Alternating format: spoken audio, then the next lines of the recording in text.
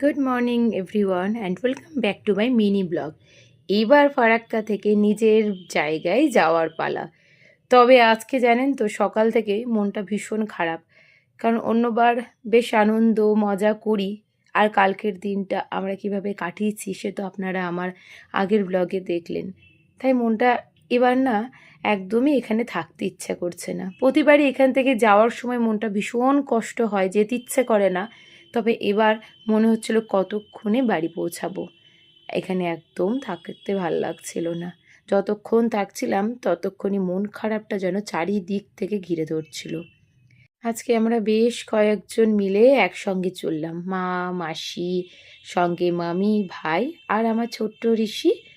তবে এই আনন্দটা আজকে ঠিক আনন্দের মতন হচ্ছে না।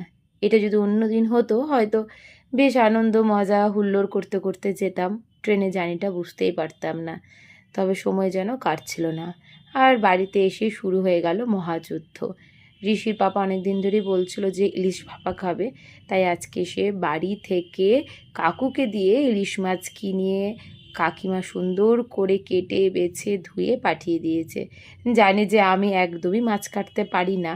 যতবারই কাকিমা মাছ পাঠায় ততবারই সুন্দর করে ধুয়ে টুয়ে দেয়। কিছুটা মাছ ভেজে রেখে দিলাম কালকের জন্য, আর কিছুটা হালকা করে ভাজলাম ভাপার জন্য। আমার একদম কাঁচা মাছ রান্নাটা খেতে ঠিক ভালো লাগে না। এরপর সর্ষে বেটে নিয়েছিলাম আর কটা কাঁচা লঙ্কা দিয়ে ভাপা করে নিলাম। এই যে, আর ঋষির পাপা একটু পাতলা ঝোল খেতে ভালোবাসে তাই ঝোল করেছিলাম। এর মাঝে যেহেতু আজকে মা এখানে আসেনি, ঋষির প্রচণ্ড কান্নাকাটি হয়েছে, তাই তার গলাটাও গেছে বসে।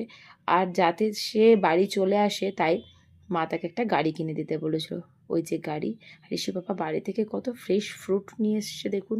আপেলের পাতা এখনও তার সঙ্গে লেগেই রয়েছে। তবে আপনাদেরকে গাড়িটা না চালিয়ে ঠিকঠাক করে না দেখালে তো ঋষির শান্তি হবে না। তাই সে নিজের কাজ করতে বসে পড়েছে। আর এই জন্য আমাকে তো কিছুটা ধৈর্য ধরতে হবে, তাই আমিও হাতের চায়ের কাপ আর একটু ভুজিয়া নিয়ে বসেছি তার এই খেলা দেখতে।